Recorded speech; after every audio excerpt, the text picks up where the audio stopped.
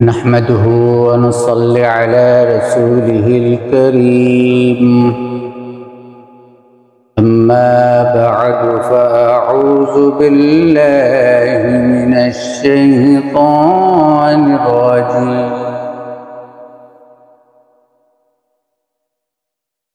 بسم الله الرحمن الرحيم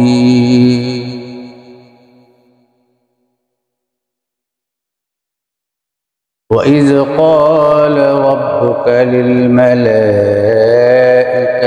إني جاعل في الأرض خليفة قالوا أتجعل فيها من يفسد فيها ويسفك الدماء ونحن نسبح بحمدك ونقدس لك صدق الله العظيم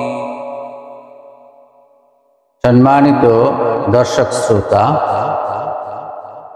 আজ আমি আপনাদের সামনে পবিত্র কালামে পাকের যে আয়াত কারিমা তেলাওয়াত করেছি এই উপরে কিছু আলোচনা করব ইনশাআল্লাহ। আল্লাহ রাব্বুল আলামিন আমাদেরকে সৃষ্টির যে রহস্য, অর্থাৎ আল্লাহ তাআলা আমাদেরকে যে সৃষ্টি করলেন, আমাদের আগেও আল্লাহ তাআলা এই দুনিয়াতে আরেকটি জাতিকে প্রেরণ করেছিলেন, আর সেটি হলো জিন জাতি। তো আল্লাহ তাআলা জিন জাতিকে দুনিয়াতে পাঠিয়ে দেখলেন যে এরা নানাবিধ অনাচার, অত্যাচার, বিভিন্ন রকমের অশ্লীলতা করল। আল্লাহ তাআলা চিন্তা করলেন যে আমি আমার দুনিয়াতে আমার প্রতিনিধি সৃষ্টি করতে চাই। তো সেই জন্য ফেরেশতাদেরকে ডাকলেন এবং ফেরেশতাদেরকে বললেন যে হে ফেরেশতারা, وَإِذْ قَالَ رَبُّكَ لِلْمَلَائِكَةِ إِنِّي جَاعِلٌ فِي الْأَرْضِ خَلِيفَةً। ও ফেরেশতারা শোনো, দুনিয়াতে আমি আমার প্রতিনিধি সৃষ্টি করতে চাই। আল্লাহ রাব্বুল আলামিনের এই কথায় ফেরেশতারা বললেন, قالوا أتجعل فيها من يفسد فيها ويسفك الدماء। ওগো আল্লাহ, আপনি দুনিয়াতে এমন আরেকটি জাতি কেন সৃষ্টি করবেন যারা পরস্পর মারামারি করবে, কাটাকাটি করবে, যারা বিভিন্ন ধরনের অশ্লীলতা করবে। وَنَحْنُ نُسَبِّحُ بِحَمْدِكَ وَنُقَدِّسُ لَكَ। আমরাই তো আপনার তাসবিহ, তাহলিল, প্রশংসা, গুণ কীর্তন সব কিছু করছি, তাহলে আপনি আরেকটি জাতি কেন সৃষ্টি করবেন?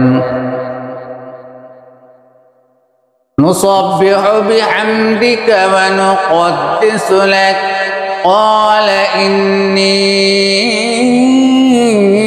أعلم ما لا تعلمون।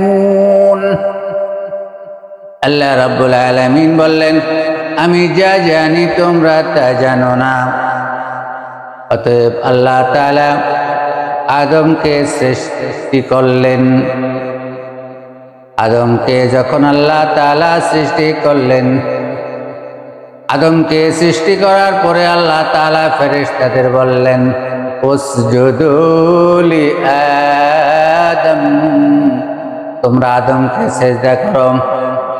ফাসাজাদু কুল্লুহুম আজমাউন, সকলেই একসাথে আদম আলাইহিস সালাতু ওয়াস সালামকে সিজদা করল। অতঃপর আল্লাহ রাব্বুল আলামিন এবার সেই মারদুদ শয়তানকে বলল, তুমি তাকে সিজদা করো। শয়তান বলে উঠল, আবা ওয়াস্তাকবারা ওয়া কানা মিনাল কাফিরিন, সে অস্বীকার করল, নিজে অহংকার করল। এবং সে কাফেরদের অন্তর্ভুক্ত হয়ে গেল। তার মধ্যে অহংকার একটাই ছিল, ওয়ালা খালাকতানি মিনান নার ওয়া খালাকতাহু মিনাত তিন। ওগো আল্লাহ, তুমি আমাকে বানাইছো আগুন দিয়া, তাকে বানাইছো মাটি দিয়া, আমি আগুন হইয়া মাটির কাছে কিভাবে মাথা নত করি। অর্থাৎ সে নিজেকে অহংকার করলো। আর যে কারণে এতদিন পর্যন্ত যে শয়তান ফেরেশতাদের উস্তাদ ছিল, উস্তাদুল মালাইকা ছিল, সে একটি মাত্র অস্বীকৃতির কারণে সে সারা জীবনের জন্য অভিশপ্ত হয়ে গেল। অতএব বোঝা গেল যে আল্লাহ তাআলা আমাদেরকে যে আদেশ দিয়েছেন, সে আদেশ আমাদেরকে যথাপযুক্তভাবে পালন করতে হবে, এর কোনো ব্যত্যয় ঘটানো যাবে না।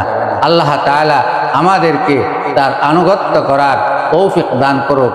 আমিন। ওয়া মা আলাইনা ইল্লাল বালাগ। আসসালামু আলাইকুম ওয়া রাহমাতুল্লাহি ওয়া বারাকাতুহু।